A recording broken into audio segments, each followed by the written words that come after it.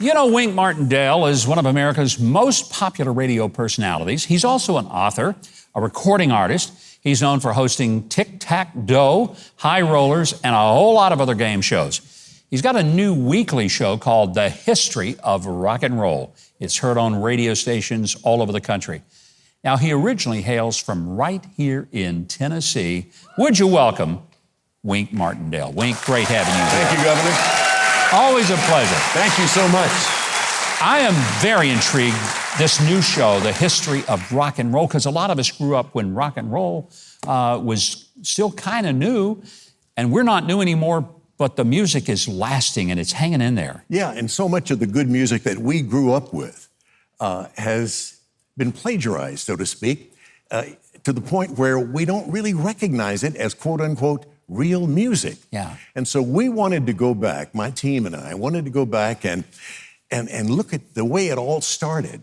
And it really began around 1954 when I was a mere pup in Memphis, Tennessee as a disc jockey. And I remember that night when Sam Phillips walked in with that first rock and roll record, That's All Right Mama, by a truck driver named Elvis Presley. That's right. You were actually sitting on the air when Sam Phillips brought Elvis Presley's first record. I'm the only living person of 6 who were in that control room that night when Dewey Phillips, the DJ, played that 7 times in a row. Switchboard lit up.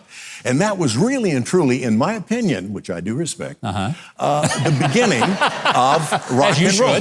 Yeah. I got that from Wayne Newton, by the way. And so from that night forward, in 1955, with Rock Around the Clock from Blackboard Jungle, everything just continued. The Everly Brothers in 57 with Bye Bye Love. And that was really and truly the beginning of rock and roll. You know, when some of these songs are played and they're 50 or 60 years old, but they still are appealing to people who are 18. I mean, it says something about the quality of the music and the uniqueness of the artist. And I'm not being disparaging about, younger pop musicians and singers and artists, but I listen to a lot of the music and I'm thinking, will people still be listening to that in 50 or 60 years? Will it still be appealing to people who are 18? I can't see that happening sometimes. Well, these particular shows that we're doing are 2 hours long for weekends, and we've themed them. That is to say, a 2-hour show will be built around Beatlemania. A 2-hour show will be built around Elvis in the 50s or Elvis in the 60s or the Motown sound or the #1 records of 1969. And I've found over the years that these songs that have meant so much to us over the years really and truly, for the most part, will be long-lasting. And I agree that they'll be around for a long, long time. Songs like Twilight Time by the Platters, I mean, you never get tired of hearing them. Yeah. You've been in the radio business. You've done so much television. Everybody in America knows who you are because of all the TV that you did throughout. I'm so old. You know what? I don't think so. I think you're timeless and ageless. That's what I always love about you. You're always continuing to be able to reinvent yourself and stay relevant. How have you done that? And you still have the enthusiasm and the joy for it all, Wink. That's what I love. I just love the business, Governor. When I was 7 or 8 years old and old enough to know what a microphone was and the fact you could talk into one of those things and hear a sound at the other end of the speaker, it fascinated me. So I've always loved the business, and I've never gotten tired of being a part of the business.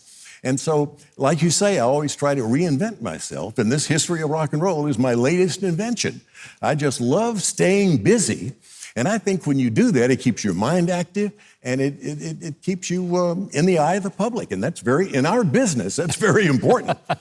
Yeah, that is. It's also important in politics. What are you doing these days? I'm not doing much. I'm trying to stay on the down low. I'm just trying to, make sure nobody knows what I'm doing. Why do I not believe that? I'm having the time of my life doing this show. Are.